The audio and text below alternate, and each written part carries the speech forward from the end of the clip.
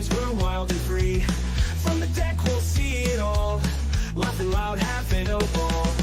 Are you ready? Let's hit the road. Eagle flying, watch us go.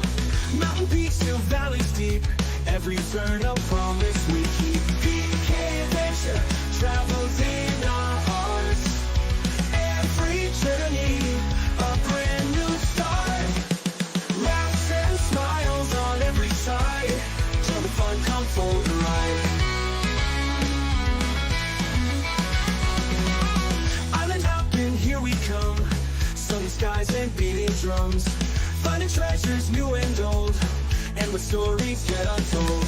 Campfire glow under the stars, whispers of the moonlit stars. In every corner secret calls, the world awaits in wonder it unfolds. PK Adventure travels in our hearts. Every journey a brand new start. Laughs and smiles on every side. Join the fun, come for the ride.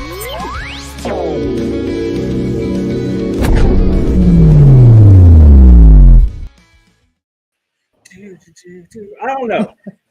Yeah, we're trying out the new theme song. I used one of those AI generators and put in, what we are all about in our name. So, hopefully, Thumbs up, thumbs down, up, thumbs up. I don't know. What do you guys think? Yeah, I'm good with it. I like think it's cute.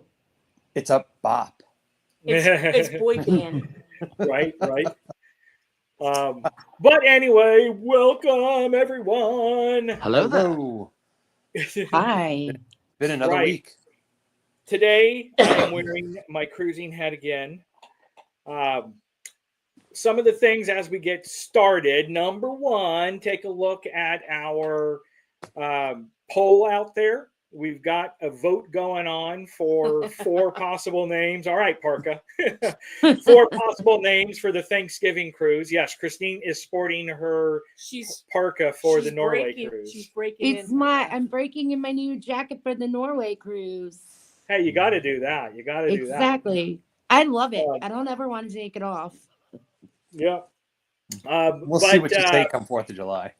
Yeah. One of the things that we're doing, though, this round is we've talked a lot about cruising lately. But as you guys know, we're also incorporating some RV stuff into our channel. So we figured this would be a live that we're going to talk about basically lessons learned in our almost first year of RV ownership. Okay. So if you are here for the replay, make sure you hit #replay. We appreciate it. Leave us a comment as well. And those of you who are in the chat, thank you for coming in. As you're in here, remember, definitely use this to network. If you haven't linked up with somebody else in here, hit that #PKAT or #PKAT for us Gen Xers. But before we get started, let's welcome in some people. And yes, Mel has the Stream Deck, so be careful and be ready, everyone. So first up, we have Elisa's Adventures in Cruising. Hello there. Oh, she's getting it. She's liking it. Yeah. Next up, as always, is... God, the man, the myth, the legend. Sorry, I had to find the button. She had to find the button even though her finger was on it. I guess she didn't get my subtle hint. So thanks for coming in, Scott. Next up, we have Angie, whatever floats your boat. Hello. Thank you for coming in. Thank you for coming in. Let's see here. We have Law Jones that has made it in as well. Thank you for coming. Hey. How you doing? Oh, look at that. Scott already says he does love the intro. Yeah, it's a fresh upbeat for 2025. Yeah. We didn't even have to pay that boy band. Yeah, that's right. Yeah. We do have Cruise Bolero coming in. Welcome to the party, pal. And that's who he's got in here so far. So, yeah, thank you guys so much for coming in. Appreciate your support. Yeah, thank you so much. And we hit a milestone earlier this morning. We are at 900, actually, technically 901 subs. So, Nice. Yeah. yep, we are 99 away from that magical 1,000. So thank you all who have subbed us and have subscribed and pushed our content to others in the community. We definitely appreciate everything that you guys have done, and it's amazing how far we've come, since last year. I mean, we were at 250 subs in March or something, March, April. Yeah. I know that when we did the live for the first time with the usual suspects with Eddie and with Jeremy and Cheryl, we were just over 300. So, I mean, we've come up, 600 subs since then in the last 10 months. So it's been amazing. It's been amazing. Very cool. Oh, look who made it in chat. Hello. Thank you for coming in. But yeah, so today's episode, we are talking about tips, tricks, what we've learned in the first year, even though it's less than a year, of RV ownership. That's because we have a whole show topic already prepared because we've learned a lot already. Yes. We have. We have. spent All a right. lot. Right. And spent a lot. All right. So what's number one on our list? Number one, what inspired us to start RVing? I will do this. If I point, does it point at her too? I hope so. Yeah, actually, it does. Well, you're pointing at way. Christine. Point the other way if you want to point at Mel. There we go. It's her fault. So, yeah, Mel has actually been researching for at least 10 or 12 years. And she's been telling me she's won one. And I've always been you know what? Let's also point that way. Yeah. Wait, you got to point the other way. Right. Mel was the one who's always wanted to RV. Christine made a comment last year about quit making excuses and let's just do it. And 5 days later, we're like, hey, we're buying an RV and we're getting it in May. And they're like, hey, we're getting one in April because you had to one up us. But actually, I think part of it as well, at least in my opinion, the economy. And although we love cruising, that has gotten a lot more expensive as well. And to help, generate content for the channel and then just to get away doing RV stuff, especially when we can hit state parks or county parks where it's only 20 something bucks a night. It just gets you away from things and much cheaper than, Much cheaper. a $600 to, $3,000 cruise. Well, the cool thing about Florida is we have a lot of state parks, a lot of places very close to us where we can go. Yeah. We have county parks, County parks, state parks. We forest. have we have state forests, we have federal forests, and we have an obscene number of commercial RV options throughout from the tip of Miami back all the way up to the Panhandle. So, if I said there were 100,000 places to camp here in the state, that's probably a conservative number. Then why can't I find a place? Because it happens to be on season right now, and you forgot to book 6 months ago. All the snowbirds are stealing all the spots. We've looked for county parks the rodeo weekend. Yeah, we did too. And things are really booked out right now. So yeah. Well, before we move on, we got a new one that's come in. Thanks for coming in. Hit the wrong one. But thank you, Cruise Briller, for saying hi to our person who came in. Hello there. With La Cruz. Thank you for coming in. Hey. We should throw that. I need to get that one in there. Hey. All right, that's another one that'll be on there. Okay. Let's talk about lessons learned. So I want to pick the next topic, and that is lessons learned with driving. So everything takes longer. I don't care what your GPS says. And I got a rule of thumb down at this point. After going all the way to just recently to Mississippi and New Orleans with our camper, that's a 25 and a half footer. For every hour of real driving, that you anticipate on your GPS, you've got to add 20 minutes too. So if it says an hour, it's an hour 20. If it says 3 hours, it's really 4 hours by the time you get there. And that's not just because of your reduced speed limit, but let's face it, even in your best fuel efficient truck and appropriate setups, you're looking for gas between 200 and 250 miles. And even if you just pull into a pump and pull out, you still lose 15, 20 minutes. It's just the nature of life. So those all have to be incorporated, and that's definitely a big lesson learned from planning. Definitely. Between that and then also for me is being more defensive with driving, because I'll be the first to admit I usually ride the brakes hard and I'll step on the brakes, in short stop when I'm coming, and I can't do that with the trailer. No, you have to You've got so much inertia that you do that and you are putting yourself in a world of hurt, especially if you're going fast. So I have to take my foot off the gas and start slowing down way before, and just let inertia slow me down, and then pump the brakes as I get closer. But definitely have to start braking a lot more. And I'm not in my Mustang, so I can't just hit that gas and pull out in front of somebody. I really need a large window if I'm crossing traffic or pulling into traffic. Wide turns. Oh, Someone likes to go over the curbs. Yeah, sometimes I'm not. Curbs are not your friend. No. And then the other thing is, when it comes to driving, and you had kind of alluded to it when you're talking about stopping for gas, but it's also strategically finding a gas station that you can get in and out of without too much trouble. Because, hey, there's a gas station there, but it's got 3 pumps and you could barely have any, room to maneuver.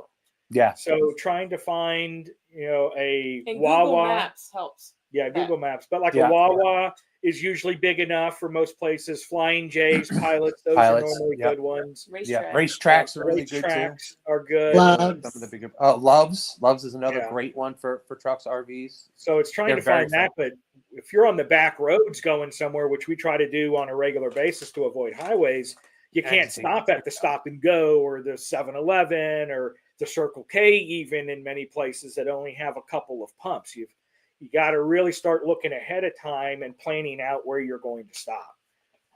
Yeah, our recent trip, we got all the way down to 38 gallons left on our tank in our trip before I was able to find a Murphy's at a Walmart that I was able to get into. Yeah. Looks like we got a couple of more people that have come in and some questions. So we got Lucy Warren's World. Thank you for coming in. Welcome, foolish mortals. We also have Will G's in, driving and listening. Thank you for stopping in. Welcome to the party, pal. Just you can drive and listen, but don't text. That's right. Don't advocate that. We also have Anything is Possible. Thanks for coming in. Hey, how you doing? Yep. And then Living Large with LaCrew asked, do we need a CDL for that? No. No, you do not. Any Tom, Dick, and Harry can get behind the wheel of either an RV. And I do mean anybody who thinks they know what they're doing can get behind the wheel, even when they don't. Yeah. I don't know. It depends on by state, but I know in Florida you can get, the bus RV without a CDL license, which honestly I think is a little ridiculous because it's the size of a truck, and you still need that knowledge that a CDL training would provide, but no, it is not required. No, because it's considered a recreational vehicle still. If you were ever to do anything commercial with it, i.e. transport, get paid to transport someone's golf cart in your toy hauler or something, as whatever, and you cross over commercial, then you're skirting the letter of the law at that point. But outside of that, no. Even, whether it's a simple Sprinter van all the way up to, like you said, these stupid Class A's that, take you 3 lanes up on the road. I shouldn't say stupid, but you know what I mean. You might be driving no special licensing. Oh, he will be. Oh, we have someone else come in, Jen with Embarkation Nation. Hello there. Hi. Hello. Sorry, I'm in charge of the buttons tonight. That's right. I'm Totally taking a leaf cool. out of Scott's book and putting some slashes to figure out where I am in the chat, because chat's moving tonight. Like it. Oh, that's a cool idea. Yep. But anyway, so that's a tip and trick there. Again, I think driving is an important one, and I know that when Mel and I first started, she was like, "Oh, it'll be fine," and I was like, "Well, how am I going to see behind me? Am I going to be able to see this? Am I going to be see that? Am I even going to be able to turn lanes because I can't see?" So I overanalyzed, and when I got behind the wheel, I was like, wow, this is much easier because I can see. We had bought the backup camera to install. I was going to throw that in there. Yeah. It was very simple. Mel, on the other hand, who downplayed it, got freaked out. And I won't say just because she was driving and it was more than she thought. Number one, it was more than she could thought. Number two, the day and the second we pulled out of the RV lot, the heavens opened up and we had a torrential downpour. And she's driving through downtown Atlanta on a 285 that is one of the worst highways in the state of Georgia when it comes to potholes and stuff like that. So her nerves were fried. But yeah, driving is definitely a big, wow, okay, I learned a hell of a lot driving. Yep. What was next? We wanted to talk about what? Maintenance? Well, we also talked about make sure you have a checklist. Yeah. Yeah. And go in the order of the checklist and do not skip a single item in the checklist. Yes. I've never skipped anything in my checklist ever. And it's Not better on to purpose. always do your checklist in the same order. Not, oh, I'm over here, let me take care of this and get it out of the way. Because then for me, it throws me off of my walk around groove if I do something out of order. So I do everything in order on checklists before we pack up and head out. I make an attempt to do that. But since at this point, we've been to a lot more campsites and such than you guys have in the recent months. Mm-hmm. I don't always find that I could stick to the checklist just based on where I am. There are times that certain things are far more prevalent in getting done, whether it's weather, whether it's night or day, than just the bullet checklist. So while it's important to have, and sticking to it is generally speaking the best rule, you have to have some flexibility or you will end up driving yourself insane in certain situations. Yeah, that's true. Ours has become more routine right now as well. More of a routine than a checklist, yeah. Right. Yeah. Right, exactly. But So- there's certain things that have to take place before other things are done. Yeah. Or I'll rehitch my truck 3 times. Because Yeah. Well, we had someone new pop in. Hi, Trekking with Deb and Mike. Thank you. Welcome to the party, pal. Awesome. All right. Next topic.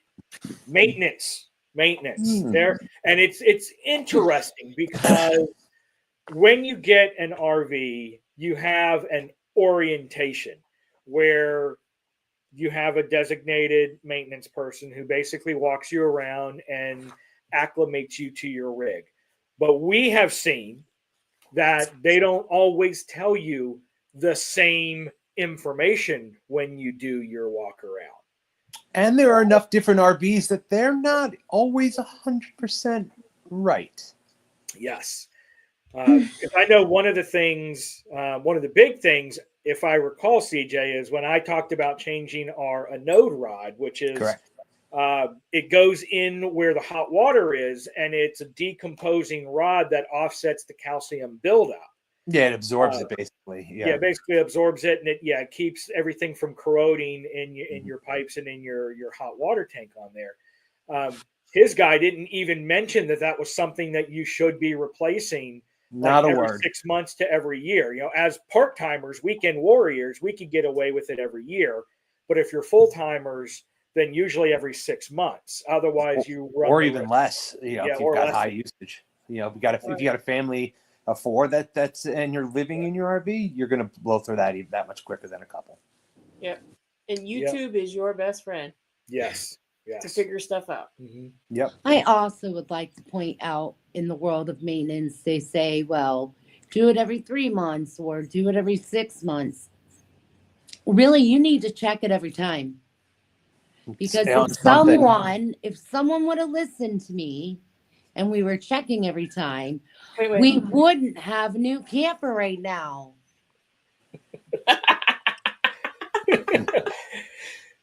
But Guy. It's yeah. not 100% true, but I'll for the sake But of you- humor, I'll go. You with should it. always Yeah. check your tire pressures, Mhm. stuff Yeah. like that, and you should routinely, especially check your roof Yeah. all the time. All the And we time. would have had a good blooper reel had we rolled, but we Mm. rolled when we were changing my anode rod, not CJ's. Yeah. I Yeah. depressurized mine and didn't think about it, and CJ's was pressurized. So when we broke that seal, oh And my goodness! yeah, did we when I stop. undid the So- rod, the rod will launch out if it's at pressure.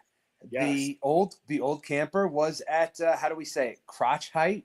Yes. Yeah. And I saw stars for a minute when that rod shot out, and That would've caught been me just fun. right. Yep. It was Yeah. not pleasant. That would have been a blooper reel. Yeah. Yeah. And there are little things that Yeah. people don't think of, like your air conditioner vents. Yep. You don't need to We didn't replace them know all the that. Actually, time. you taught us that. Yeah. Yeah. Yeah, but you should wash them every 2 weeks. We also recently learned they say, oh, only treat your toilet when you're going to use it. Well, as Weekend Warrior, maybe that's once a month. No, technically, it's supposed to be every 2 to 3 days. Correct. So whether you're out for a weekend, that would be 2 times, not just once, Potentially. potentially. So, And if you've got a liquid treatment like we've mostly moved to, as opposed to the pods and powders, it's not a horrible idea if you're going to put that camper away for a week or two. When you're done, drop one in. Yeah. Usually, what we did was add a It little will make extra of the liquid stuff. We also Yeah. put ice down ours before we leave the campsite. Well, that's we if don't need to do that anymore. We have a used to, fancy system. But our new one has a flush system, so yeah, it's all part of the all part of the things. Oh, And the crew had to go to someone had to work, but go. she said she'll pop back. That's okay. You can do. Oh. Wait, no, we have a buy one. Oh, I'm sorry. Hold on. I gotta find it. Hold on. is this like football? We have a bye week. What? Right? Okay, bye. Yay!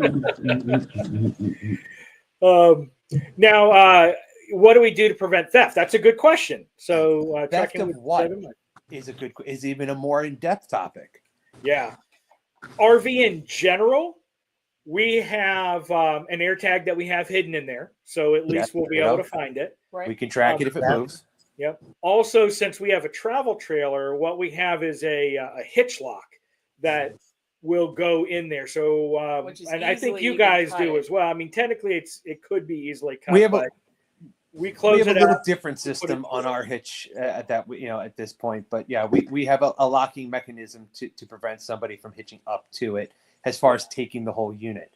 But I do some things inside actually to see if there's been any tamper. I actually have some things that I put around window handles to see if by any chance somebody's tried to pop or pry one open. Right. We have dud bolts as well as locks. That's both of us. We all have, we have that on our Yeah, systems. we always. Well, lock that our is LVs that when is we leave. probably the number one tip I give anybody purchasing any kind of RV, travel trailer, or otherwise. First thing you want to do, change the lock from the lock that it comes with to a nice, pretty RV lock. And that is It's because it's only not about sponsored by RV Lock, no. but the regular locks, it's a master key. Anybody, there's 6 keys. 6 or People 7 can in the get world. into it no matter Same what. with your storage. The Yep. storage compartment is Yep. called the 751 key. I mean, you can order them by the bucket load off of any internet. Amazon, and that, yeah. you know, So and change that your gets you. locks. Yeah, that sucks. Yeah.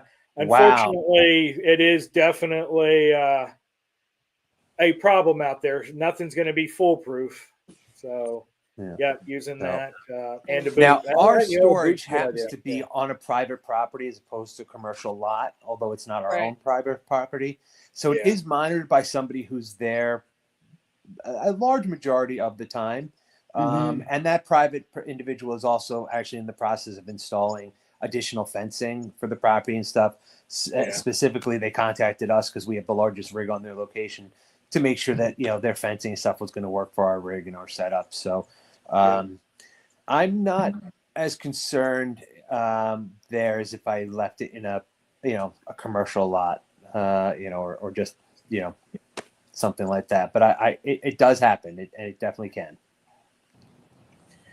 Yep. Oh, Chet, you are 100% right. Just have an RV like the one Eddie has on Christmas vacation. Oof. That is definitely safe from theft. You got one like that. That Yeah. was a classic RV. There's an RV. Right. It Yeah, had- don't be emptying your black tank into the local sewer. That's a big fine. That's a big fine. Right. Yeah. All right. What else do we got up here? Yep, because we're getting close to 7:00. So Okay. Yeah, because we got Scott's got a live coming up too, so I don't want to go Yep. too much. So maybe this is a 2-part series. yeah, we It may could have to be. again. Ooh, hold on, I'm on 2 pages. I'm actually using. What's your favorite gadget for the RV that made life easier? Oh, there we go. We'll wrap it. We'll wrap this particular week with that, and then we'll continue next week with the other part. I don't know, Ryan. What's your favorite? I mean, I've got a couple that at this point it's like, I don't think I could do without that one now. Yeah, I have 2 gadgets for me that have made it super simple. First and foremost, getting the automatic power jack, instead of having to hand crank it. Yep, Yeah. that's my favorite. Our new one came with that, dear. So that's not a gadget we added for our new one. Yeah, But that's a cool gadget. And a lot of and them the come with second that. one that I can't do without anymore is my automatic level Mate Pro, because that I've got it on the phone. I can back it up, and then we can level it left to right with a couple of seconds between that level Mate Pro and the Half Moon Anderson, Beach Lane rig that we have to do left and right. And then I hold it in my hand as I'm going up and down on the jack, and I can get a perfect level. It saves me so much time rather than getting a leveler and actually holding it up and then yelling back and forth to try to figure that out. I would say I have my 2. The level is 1. My second is the simple $3 19mm socket bolt for raising and lowering the outriggers. God, I would never want to do that by hand. Now, if I had electric ones, it wouldn't be my favorite gadget anymore or tied in there. But that simple gadget for raising and lowering those things with the drill is probably my favorite thing I got at this point. That is another good point. So yeah, it does make it easier. Melinda, what's yours? My gadget? Yeah, your favorite. I don't really have a cool gadget because he does the outside stuff. I do the inside stuff. I don't know. All right, babe. What about you? See, I would say our camping tables.